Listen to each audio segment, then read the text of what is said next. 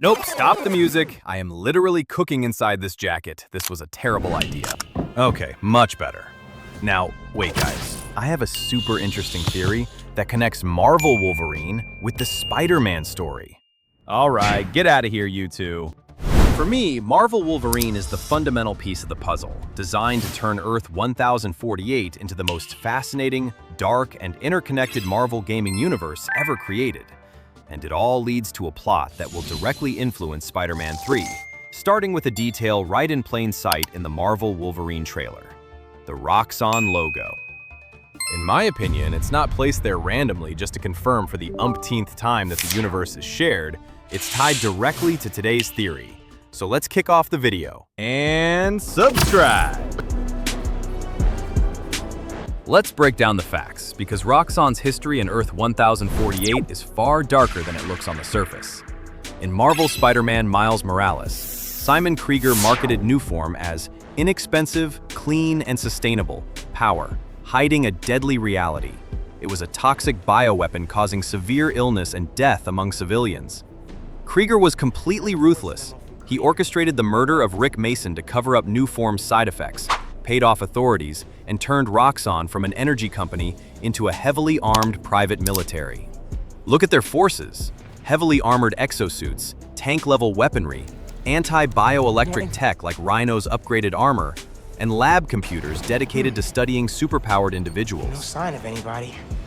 He broke a bunch of stuff. Krieger didn't just want to eliminate Miles. He wanted to capture and dissect him to replicate his bioelectricity. That's awesome. Because you just smell like next-level bioengineering. And you know what that smells like to me, kid?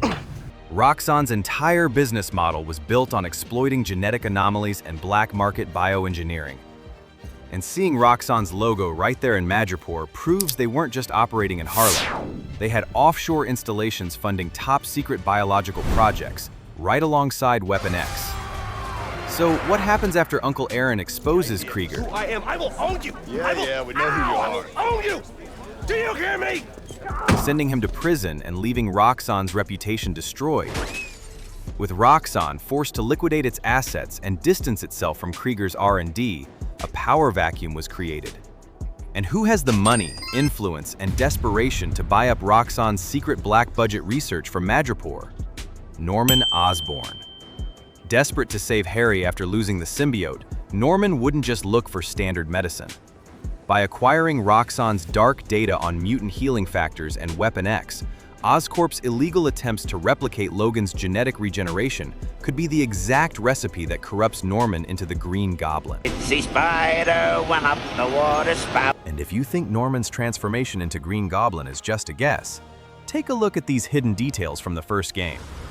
When MJ sneaks into Norman's penthouse, we find the official blueprints for an Oscorp peacekeeping helmet, which is literally a prototype Goblin mask packed with augmented vision and combat sensors.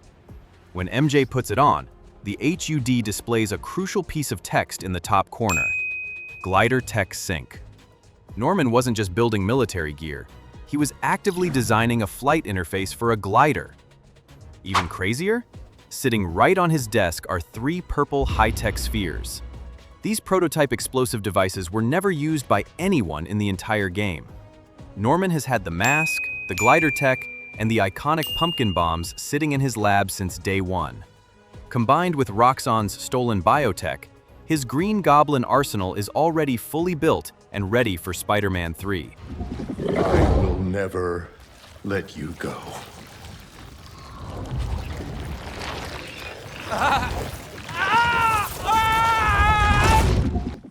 But while Norman is building his personal arsenal to hunt down Spider-Man, who is going to supply the heavy military tech to hunt down all the other super beings and mutants? Think about it. Trask isn't just a background comic reference anymore. They're the missing piece of the puzzle, and they're already hunting. We see Trask's presence confirmed actively hunting mutants in Marvel's Wolverine trailer. They are a massive corporate power operating across Earth 1048. If Trask is deploying early Sentinel prototypes against mutants, Norman Osborn could easily buy and deploy that same anti-mutant, anti-power tech to lock down New York and hunt Peter and Miles in Spider-Man 3. Accept that I'm better than you. You're a failure, Otto, and you always will be. This completely elevates the stakes for the entire universe. As the government and corporations like Trask and Oscorp wage an all-out war against mutants and powered beings, Spider-Man won't be able to stay on the sidelines. The anti-mutant technology doesn't care if you got your powers from a gene or a spider bite. To a Sentinel, a superpowered hero is a threat that needs to be neutralized. This shared threat of a corrupt corporate government is what will force Peter Parker, Miles Morales, and Logan into an inevitable crossover. Marvel's Wolverine is setting up a world where our heroes have to mature, realize the system itself is corrupt, and unite to protect anyone who is different from being hunted. What have you done to him? Corporate conspiracies, mutant hunting, and the birth of Green Goblin. It all connects. When you connect Roxxon's downfall, Oscorp's desperation, Trask's hunting tech, and Weapon X, Earth 1048 stops being a collection of separate games and becomes a masterpiece of connected storytelling. Do you think Norman Osborn will acquire Roxxon's mutant research to create the Goblin serum? Or do you have another theory on how Logan and Spidey will cross paths? Drop your thoughts in the comments below. If you enjoyed this deep dive, smash that like button, subscribe to Real Play Dimension for more unique videos. See you next time, bye guys!